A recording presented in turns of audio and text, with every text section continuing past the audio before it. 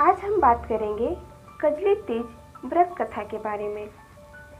तो चलिए अब आज हम आपको बताते हैं कि कैसे कजली तीज का व्रत किया जाता है और क्या है इसकी कथा। कजली तीज व्रत कथा, जिसे सुनकर मिलता है अखंड सौभाग्य का आशीर्वाद। कजली तीज का व्रत हर साल भाद्रपद माह की कृष्ण पक्ष की तृतीया तिथि को मनाया जाता है। यह व्रत सुहागिन महिलाओं के द्वारा अपने पति की लंबी आयु के लिए रखा जाता है। मान्यता के अनुसार ऐसा कहा जाता है कि कजरी तीज पर भगवान शिव और माता पार्वती की पूजा करने से पति की लंबी आयु और सुख समृद्धि की प्राप्ति के साथ मनोकामनाएं भी पूरी होती हैं। हालांकि व्रती को इसका फल तभी प्राप्त होता है जब वह कजरी व्रत की व्रत कथा का श्रवण करती है। आइए जानते हैं क्या कजरी तीज की व्रत कथा है। कजरी तीज की व्रत कथा इस प्रकार है। एक गांव में एक ब्राह्मण रहता था जो बहुत गरीब था। उसके साथ उसकी पत्नी ब्राह्मणी भी रहती थी। इस दौरान भाद्रपद महीने की कजरी तीज आई।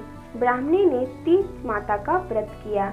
उसने अपने पति यानी ब्राह्मण से कहा कि उसने तीज माता का व्रत रखा है, उसे चने का सत्तू चाहिए, कहीं से ले आओ।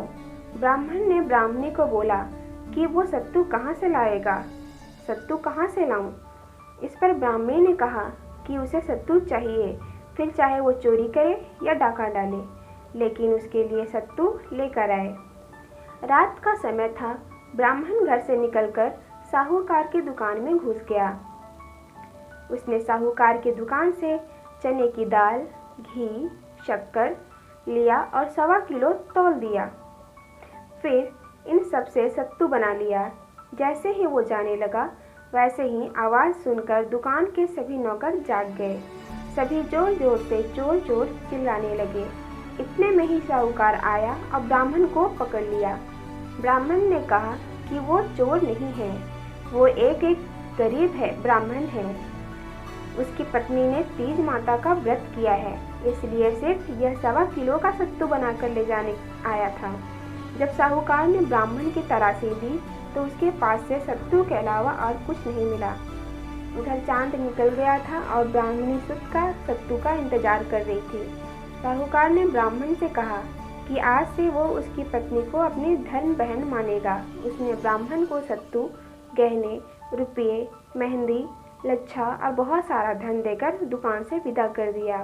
फिर सबने मिलकर कजली माता की पूजा की। जिस तरह से ब्राह्मण के दिन सुखमय हो गए, ठीक वैसे ही कजली माता की कृपा सब पर बनी रहे।